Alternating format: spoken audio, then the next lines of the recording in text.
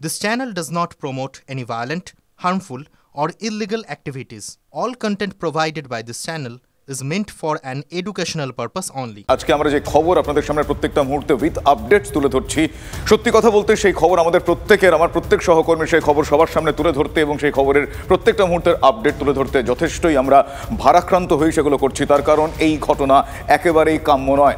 আরজি করের তরুণী, এ বাংলার মেয়ে, এই কলকাতা শহরের মেয়ে, নিজের শহর, নিজের রাজ্য, মেয়েকে নিরাপত্তা দিতে ব্যর্থ, একথা বলতে আমরা বাধ্য হচ্ছি।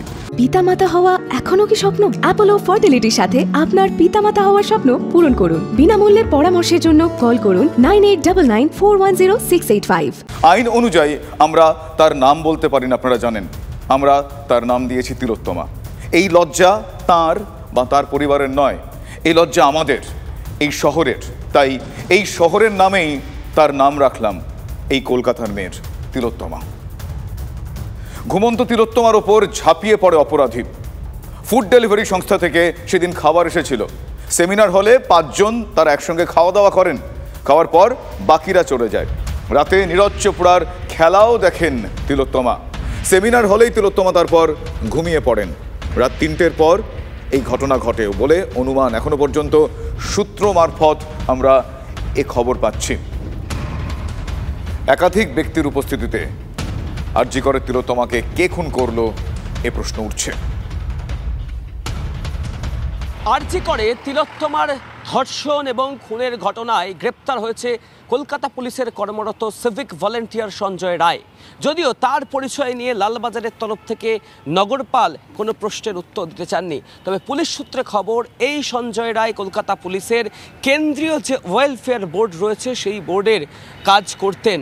এখনও কী কাজ করতেন তিনি সেই বিষয়টি স্পষ্ট নয়। তবে পুলিশ সূত্রে খবর যে 9 তারিখ রাত্রি 3টে থেকে 5টার মধ্যে যে সিসিটিভি ফুটেজ চেক করা হয়েছে, সেই সিসিটিভি ফুটেজ থেকেই সঞ্জয় রায়ের পরিচয় শনাক্ত করা গেছে। ভোর 4টে থেকে 4:45 এই 45 মিনিট সময়ের মধ্যে তিলোত্তমাকে ধর্ষণ এবং তারপর খুন করেছে সঞ্জয় রায়, এমনটাই সে জেরায় জানিয়েছে। এখন প্রশ্ন উঠছে, শুধুই কি সঞ্জয় রায় নাকি এর সাথে আরও বেশ কয়েকজন জড়িত ছিল? সেই বিষয়গুলি জানার চেষ্টা করছেন লালবাজারের তদন্তকারী আধিকারিকেরা। ময়নাতদন্তের প্রাথমিক রিপোর্টে যে আঘাতের উল্লেখ পাওয়া গিয়েছে, সেই আঘাত একা সঞ্জয়ের দ্বারা করা সম্ভব নয়, এমনটাই মনে করছেন বিশেষজ্ঞরা। সব মিলিয়ে আরজিকর হাসপাতালের তিলোত্তমার মৃত্যুর ঘটনায় পরতে পরতে রহস্য, পরতে পরতে ধোঁয়াশা, যা তদন্তকারীদেরকে যথেষ্ট ভাবাচ্ছে এবং তদন্ত করতে গিয়ে একাধিক জায়গায় বেগ পেতে হচ্ছে লালবাজারের কর্তাদের। ক্যামেরায় কল্যাণের সাথে অরিত্র, TV9 বাংলা। তিলোত্তমার এই মৃত্যুর ঘটনা একাধিক প্রশ্ন সামনে নিয়ে আসছে। সামনে নিয়ে আসছে নিরাপত্তা বিষয়ে প্রশ্ন, সামনে নিয়ে আসছে একাধিক বিষয়ে, যে বিষয়গুলো নিঃসন্দেহে লজ্জার। কথা আমার আপনার কারোর বলতে কোনো রকম অসুবিধা হচ্ছে না। তার কারণ একাধিক ব্যক্তির উপস্থিতিতে আরজি করে এই তিলোত্তমাকে খুন করা হয়েছে মনে হচ্ছে, এমনটাই মনে করা হচ্ছে। বিশেষজ্ঞরা এমনটাই ভাবছেন। তিলোত্তমার ময়নাতদন্তের যে প্রাথমিক রিপোর্ট, সেই রিপোর্টে চাঞ্চল্যকর কিছু তথ্য আসছে। মুখ চাপা দিয়ে শ্বাসরোধ করে তিলোত্তমাকে খুন করা হয়েছে। মৃত্যুর আগে বাঁচার আপ্রাণ চেষ্টা, ধস্তাধস্তির চিহ্ন পাওয়া গিয়েছে। একজনের পক্ষে এত নৃশংসভাবে খুন করা সম্ভব নয়, বিশেষজ্ঞরা সরাসরি এমন জানাচ্ছেন। শোনাবো আপনাদের কি বলছেন তারা। যে যে ইনজুরি, যেগুলো প্রত্যেকটা ইনজুরি যদি মনে করুন এমন প্যাটার্ন হয়েছে, একজন লোক একরকম করলো, আবার সেই আবার আরেক রকম করলো, এইটা সাধারণত হয় না, মানে রেয়ার আর কি। যদি হয় কয়েকজনদের, বেশিরভাগ ক্ষেত্রেই more than one set of injury indicate that more than one assailant. দুটো অন্তত বিভিন্ন রকমের ইনজুরি যদি থাকে, একজনের পক্ষে একটা এটা করলো আবার ওটা করলো, এইটা সাধারণত হয় না। এখন নেপোলিয়ানের মতো তো কিছুই অসম্ভব নয় পৃথিবীতে। সেই থিওরিতে বিশ্বাস করলে হতেও পারে, যেটা আমি বাপি সেনের ক্ষেত্রেও সেই ওপিনিয়ন দিয়েছিলাম। আমি তো পোস্টমর্টম করিনি, আমি ওপিনিয়ন দিয়েছিলাম পোস্টমর্টম রিপোর্ট দেখে, তাতে যে মোর দ্যান ওয়ান অ্যাসেলেন্ট ছিল এবং আলটিমেটলি মোর দ্যান ওয়ান অ্যাসেলেন্টই প্রমাণ হলো। এই ঘটনার পর চারিদিকে প্রতিবাদের ঝড় উঠেছে। প্রতিবাদের ঝড় উঠেছে বিভিন্ন মেডিকেল প্রতিষ্ঠানের কাছ থেকে, তরফ থেকে। কিন্তু যারা তার সহকর্মী ছিলেন তারা কি বলছেন। আমার সহকর্মী রুমেলা চক্রবর্তী তাদের সঙ্গেই রয়েছেন, আমি সরাসরি রুমেলার কাছে যাব। রুমেলা, জানতে চাইবো যে এখনো পর্যন্ত যা আপডেট তাতে একটা বিষয় সবার আগে উঠে আসছে, যেভাবে একজন সিভিক ভলান্টিয়ার সেই দিন ওই সেমিনার হলে গিয়ে এই ঘটনা ঘটিয়েছেন বলে এখনো পর্যন্ত অনুমান, এক তার একার পক্ষে কাজ করা সম্ভব কিনা, দুই যেই নিরাপত্তাহীনতার ছবিটা সামনে চলে আসছে, তুমি এখন যাদের সঙ্গে রয়েছো তারা এই মুহূর্তে এই নিরাপত্তাহীনতায় কাজ করতে পারবেন কিনা, করবেন কিনা, কি বলছেন তারা? তোমার এই বলা প্রথম অংশে শুভজিৎ তোমার খটকা লাগছে না? আমার খটকা লাগছে, আমার খটকা লাগছে। এবং এখানে যারা উপস্থিত রয়েছেন আমি তাদের সঙ্গে দফায় দফায় কথা বলছিলাম, তাদের কাছেও পুরো বিষয়টা বিশ্বাসযোগ্য হচ্ছে না। 3টে থেকে 5টা এই সময়ের মধ্যে, 4টে থেকে 4:45 সেই সময়ের মধ্যে সিভিক ভলান্টিয়ার সঞ্জয় রায় সে কি করে একা ঢুকে এই ঘটনা ঘটাতে পারে? আমরা প্রাক্তন পুলিশ কর্তাদের সঙ্গে কথা বলছিলাম, তারাও ইনফ্যাক্ট একইভাবে বিস্ময় প্রকাশ করেছে। এখানে যারা রয়েছেন তারা প্রত্যেকে দাবি তুলছেন, তারা জাস্টিস চাইছেন।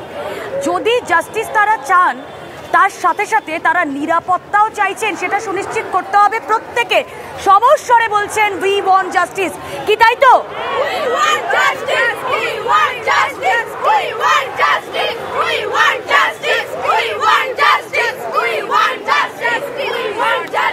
সঞ্জয় রায় যাকে গ্রেফতার করা হয়েছে সে একজন সিভিক পুলিশ, আমরা যা জানতে পারছি সিভিক পুলিশ।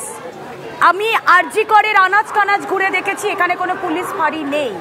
সেই সিভিক পুলিশ ভোর রাতে ঢুকলো, এরকম একটা ঘটনা ঘটালো, বিশ্বাসযোগ্য?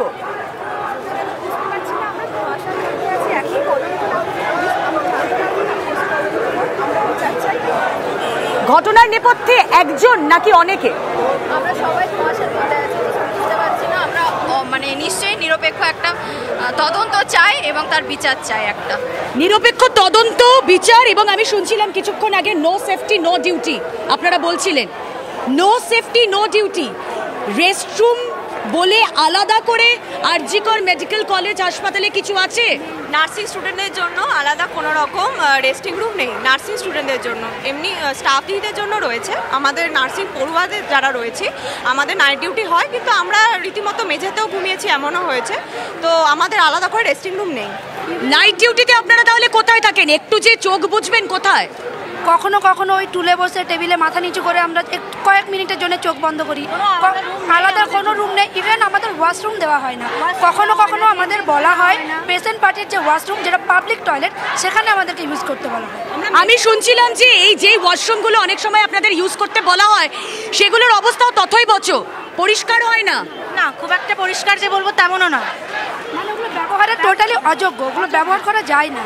মানে শুধুমাত্র নিরাপত্তা নয়, সেক্ষেত্রে অস্বাস্থ্যকর একটা পরিবেশের মধ্যে তাদেরকে কাজ করতে হয়েছে। অস্বাস্থ্যকর একটা পরিবেশের মধ্যে রুমেলা তাদেরকে দিনের পর দিন কাজ করতে হয়েছে। সবকিছুই জানানো হয়েছে, সবকিছুই। আমরা এমনও হয়েছে সমস্যা ওনারা সবাই সব জানেন, কিন্তু কোনো সমাধান আজ অব্দি হয় না। তো এই যে একটা ঘটনা, এমন একটা ঘটনা ঘটে গেল, প্রিন্সিপাল এমন একটা কথা বলে দিলেন যে রাত্রিবেলা সেখানে সেই মেয়েটি একা কেন গিয়েছিল। আরে আপনাদের তো কোনো রেস্টরুমই নেই, আপনারা তাহলে বিশ্রাম করবেন কোথায়? এ নিয়ে সোচ্চার হননি? না, প্রপার কোনো ব্যবস্থা নেই আমাদের রেস্টরুমে।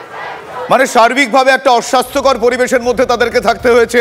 শুধুমাত্র অস্বাস্থ্যকর পরিবেশ নয়, দিনের পর দিন অসুরক্ষিত অবস্থায় কাজ করতে হয়েছে তাদের। নাইট ডিউটি চলাকালীন একজন চিকিৎসককে এভাবে এই নক্কারজনক ঘটনার শিকার যদি হতে হয়, তাহলে গোটা পৃথিবী জুড়ে এই ঘটনার প্রতিবাদ হওয়া উচিত। প্রতিবাদ, এ শহরে প্রতিবাদী কণ্ঠস্বর এই মুহূর্তে জাগ্রত হয়েছে। আমার সহকর্মী সৌরভ রয়েছে, আমি সৌরভের কাছে সরাসরি যাব। দিকে দিকে প্রতিবাদের ঝড় উঠছে সৌরভ। তারা বিহিত চাইছে এই ঘটনা যাতে আর রিপিট না হয়, তার জন্য তারা সুস্থ পরিবেশ চাইছেন। আর কি দাবি করছেন প্রতিবাদীরা এই মুহূর্তে যারা বিক্ষোভ প্রদর্শন করছেন তারা? শুভজিৎ, দেখো এই মুহূর্তে আরজি কর মেডিকেল কলেজে উত্তেজনা তুঙ্গে। আরজি কর মেডিকেল কলেজের গেটের বাইরে, একেবারে ঠিক গেটের বিপরীতে এখানে বিজেপি কর্মী সমর্থকরা তারা সিবিআই দাবিতে বিক্ষোভ দেখাচ্ছেন। এবং ঠিক তার ডান দিকে এখানে আয়ুর্বেদিক মেডিকেল কলেজ জেবি রায় তারা এসছেন আরজি কর মেডিকেল কলেজে নিহত ছাত্রীর পাশে সলিডারিটি জানাতে। আর এদিকে যখন বিজেপি বিক্ষোভ দেখাচ্ছে, তখন তাদের রাজনীতি চায় না, এই মর্মে দাঁড়িয়ে আরজিকর মেডিকেল কলেজের ছাত্ররা তারা ব্যারিকেড করে এখানে দাঁড় করিয়ে রেখেছেন, গেটের সামনে তারা দাঁড়িয়ে রয়েছেন। সেই ছবিটা দেখাবো যেখানে তারা সব বলছেন যে বিচার চাই, রাজনীতি চাই না। তাদের পরিষ্কার তাদের সঙ্গে কথা বলবো। এই মুহূর্তে তোমাদের ব্যারিকেডের সামনে তোমাদের থাকার কারণ, এখানে ব্যারিকেডের সামনে আমরা ব্যারিকেড নিয়ে এটাই আমরা সবার কাছে বলতে চাই যে দোষী তার ক্যাপিটাল পানিশমেন্ট চাই, আমরা খুব তাড়াতাড়ি জাস্টিস চাই, সেই জন্য আমরা এখানে একসাথে সবাই প্রোটেস্ট করছি। রাজনীতি চাই না, দিদির বিচার চাই, এই স্লোগান তোমরা তুলছো। রাজনীতি চাই না, দিদির বিচার চাই, রাজনীতি চাই না, দিদির বিচার চাই, এই দাবিটা কেন? কারণ এটা একটা হিউম্যানিটি গ্রাউন্ডে হয়েছে এবং আমরা একদমই চাই না কোনো রাজনীতি হোক এটার মধ্যে। এটা তো মানুষ হিসাবে মানুষের পাশে দাঁড়ানো। আজকে এটা লোকের নিজের বাড়ির লোক হতে পারে, তারা চেনা পরিচিত হতে পারে। আজকে এটা অন্যজন হয়েছে বলে পার্টির ওখানে এখানে কোনো মানে হয় না। এটা নিজের মনে করে এসে সবাইকে যোগ দেওয়া উচিত। জেবি রায় আয়ুর্বেদিক যারা মেডিকেল কলেজ থেকে এসেছে তাদের ঢুকতে তো বাধা, তারা ঝান্ডা নামালে আমরা নিশ্চয়ই ঢুকতে দেবো। ঝান্ডা নিয়ে আসলে আমরা একদমই ঢুকতে দেবো। জেবি রায় আয়ুর্বেদিক মেডিকেল কলেজ বিজেপির বা অন্য কোনো পলিটিক্যাল দল, টিএমসি, সিপিএম, কংগ্রেস, যতগুলো রাজনৈতিক দল আছে তার ঝান্ডা ফেলে এলে আমরা সবাইকে স্বাগত জানাচ্ছি। জেবি রায় আয়ুর্বেদিক মেডিকেল কলেজে যারা ছাত্রছাত্রীরা আছেন তারা তো ঢুকতে পারে, যারা আয়ুর্বেদিক মেডিকেল। আমাদের একটাই কথা, পলিটিক্যাল পার্টি গো ব্যাক। তো যতক্ষণ কেউ পলিটিক্যাল কোনো ঝান্ডা নিয়ে এখানে ঢোকার চেষ্টা করবে, আমরা কাউকে এখানে এন্টারটেন করব না। কারণ এর সাথে আমার মনে হয় না আমার দিদিদের, অর্থাৎ তারা এক্ষেত্রে রাজনীতির ঊর্ধ্বে উঠে যদি রাজনৈতিক দলের সদস্যরা তারা রাজনৈতিক ঝান্ডা ফেলে তাদের কাছে মানবিকতার উদ্দেশ্য নিয়ে আসেন তাহলে তারা স্বাগত জানাচ্ছেন, কিন্তু তারা বলছেন উই ওয়ান্ট জাস্টিস, এই ঘটনার তারা বিহিত চাইছেন। অন্যদিকে ন্যাশনাল মেডিকেল কলেজের ছবি আপনাদের দেখাচ্ছিলাম আমরা, পাশাপাশি Calcutta medical college, Kolkata medical college থেকে একদল ছাত্রছাত্রী তারা আসছেন আরজিকরের দিকে, তারা সেখানে গিয়ে তাদের প্রতিবাদ জানাচ্ছেন, এই ঘটনার বিহিত তারা চাইছেন। সেই ছবিটা আপনাদের দেখাচ্ছে আমার সহকর্মী সুশোভন তাদের সঙ্গে রয়েছেন। সুশোভন, বিভিন্ন প্রান্ত থেকে মেডিকেল কলেজের ছাত্রছাত্রীরা এবং সেখানকার অন্যান্য আধিকারিকরা তারা এই ঘটনার প্রতিবাদ জানিয়ে আরজিকরে আসছেন। এই মুহূর্তে তুমি যাদের সঙ্গে রয়েছো তারা কি বলছেন, তারা কিভাবে বিহিত চাইছেন? দেখো, একেবারেই তাই। বিভিন্ন একেবারে চিকিৎসক পড়ুয়ারা যেভাবে রাস্তায় নেমেছেন, দেখা যাচ্ছে যে মেডিকেল কলেজের যারা পড়ুয়ারা তারা রাস্তায় নেমেছেন, তাদের গন্তব্যস্থল আরজিকর। যারা রয়েছেন তাদের সঙ্গে কথা বলার চেষ্টা করি। আচ্ছা, আপনারা যে এই যে একেবারে মিছিল করছেন, আপনাদের মূল দাবি কি এবং কোথাও কি নিরাপত্তাহীনতা আপনারাও ভুগছেন? হ্যাঁ, অবশ্যই। একটা মহিলা যে নিজের অন ডিউটি অবস্থায় এইভাবে একটা নিজের হসপিটালে নিজের কর্মের জায়গায় এইভাবে রেপ হয়ে খুন হচ্ছে, সেটা তো অবশ্যই এই আমাদের এই আজকে আরজিকর হয়েছে, যে মেডিকেল কলকাতা মেডিকেল কলেজ এটা হতে পারে, এটা কেউ বলারই নেই। এটা কি হচ্ছে, এটা যে কোনো ক্ষেত্রে হতে পারে। আজ মেডিকেল, শুধু মেডিকেল ফিল্ড না, যে কোনো, আমরা এটার কঠোর শাস্তি চাই এবং আমরা প্রত্যেকটা মেডিকেল কলেজে এটা যাতে আর কোনোদিন না হয় তার জন্য আমরা নিরাপত্তা চাই, পুলিশ চাই, সিসিটিভি চাই, সব রকম চাই। আপনারা মূলত এই মিছিলের মাধ্যমে আপনারা কি জানাতে চান? আমাদের একটাই মেসেজ পুরো সমাজকে আমরা দিতে চাইছি। আজকে যে জিনিসটা ওর সাথে হয়েছে সেটা কালকে আমি ও যে কোনো কেউ আমরা হতে পারি, সেই জিনিসটা আমরা হতে দিতে পারবো না। আমরা অনেক কিছু চুপচাপ সহ্য করেছি, এই জিনিসটা আমরা কোনোভাবে সহ্য করতে পারবো না। আপনারা বলুন, অ্যাজ এ সোসাইটি আপনারা কারুর নিজের বাড়ির মা, বোন, মেয়ে তাদেরকে কি পাঠাবেন এরকম অবস্থায় ডিউটি করতে? প্রত্যেকটা জায়গা, প্রত্যেকটা সরকারি হাসপাতালের একই অবস্থা। কোথাও কি সত্যি নিরাপত্তার অভাব বোধ করেন আপনারা? অবশ্যই নিরাপত্তা, সিসিটিভি ক্যামেরা যদি আজকের দিনে কোথাও না থাকে, সরকারের তরফ থেকে এনশিওর করার কথা।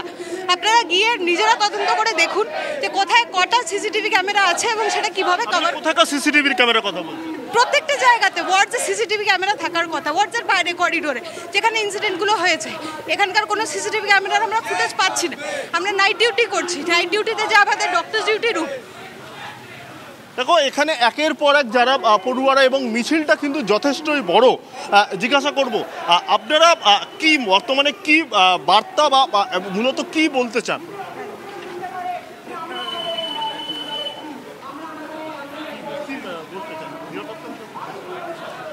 কোশ্চেনটা কি? আপনারা কি বলতে চান, কি বার্তা? একটা মেডিকেল কলেজের ভিতরে অন ডিউটি ডক্টর যদি সেফ না থাকে, এরকম একটা ঘটনা ঘটে যায়, তার বিরুদ্ধে একেবারে এটাই এই মুহূর্তের সবথেকে বড় প্রশ্ন।